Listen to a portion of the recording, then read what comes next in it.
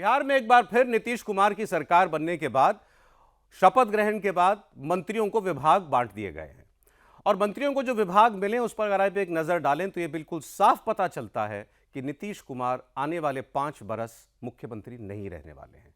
मतलब इन 5 वर्षों में नीतीश कुमार का हटना और उनकी जगह किसी और का मुख्यमंत्री बनना तय है। नीतीश कुमार एक टेम्पररी मुख्यमंत्री दिखाई देने लगे हैं और इसकी सबसे बड़ी वजह यह है कि 20 वर्षों में पहली बार नीतीश कुमार ने गृह मंत्रालय अपने पास नहीं रखा।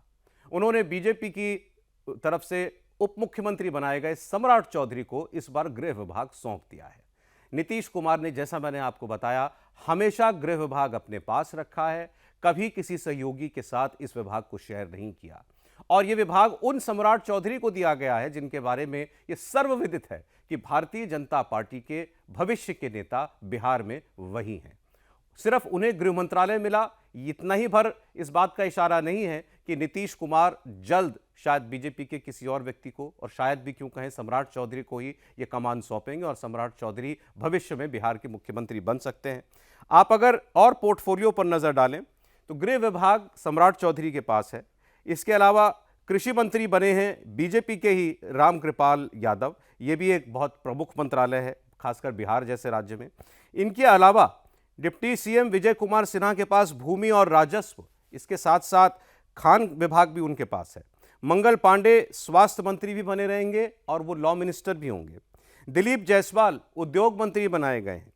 नितिन नवीन के पास पथ निर्माण विभाग जैसा एक बहुत महत्वपूर्ण मंत्रालय है और इसके साथ साथ नगर विकास और आवास विभाग, ये दोनों ही बहुत बड़े और महत्वपूर्ण विभाग हैं। ये दोनों नितिन नवीन बीजेपी के पास होंगे। मैंने आपको बताया रामगोपाल यादव कृषि मंत्री होंगे और इनके अलावा संजय टाइगर को श्रम संसाधन का मंत्री बनाया गया है। बीजेपी के ज्यादा विधायक जीत करके आए इसलिए उसके ज्यादा मंत्री बनेंगे, लेकिन जितने महत्वपूर्ण मंत्रालय बीजेपी के जीते हुए विधायकों को, मंत्रियों को दिए जा रहे हैं, इसका मतलब बिल्कुल साफ है। जैसा कि एक वरिष्ठ पत्रकार ने टिप्पणी करते हुए कहा था कि नीतीश कुमार बीजेपी की सरकार में मंत्री हैं।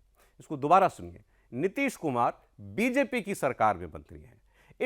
इस सरकार की गाड़ी की ड्राइविंग सीट पर बिल्कुल साफ दिखाई दे रहा है कि बीजेपी बैठी हुई है और सम्राट चौधरी खास तौर पर आपको एक पोल पोजीशन में दिखाई देंगे इस सरकार में। इस सरकार के ड्राइविंग व्हील पर आपको सम्राट चौधरी की ड्राइवर के तौर पर भूमिका आने वाले दिनों में और साफ साफ दिखाई देने लग जाएगी। और नीतीश कुमार के इर्द गिर्द जो और लोग हैं, जो उनकी पार्टी के लोग हैं, उन्होंने भी बहुत सारे विभागों का बंटवारा नहीं किया है। वो विभाग बटेंगे तो और साफ होगा, लेकिन इतना बिल्कुल साफ दिखाई दे रहा है कि भारतीय जनता पार्टी ने नीतीश कुमार का सम्मान किया। ज्यादा सीटें आने के बावजूद लगातार दूसरे चुनाव में उनको मुख्यमंत्री बनाया। सिर्फ उनको मुख्यमंत्री नहीं बनाया, चुनाव में जिस तरीके के सम्मान के साथ और साथ लेकर चल के उनके साथ चुनाव लड़ा, इससे यह भी दर्शाया कि वो नीतीश कुमार की रिटायरमेंट की किसी आशा में या बहुत ज्यादा बेसब्री से उसका इंतजार नहीं कर रही है। वो आश्वस्त है कि वो दिन जल्द आएगा।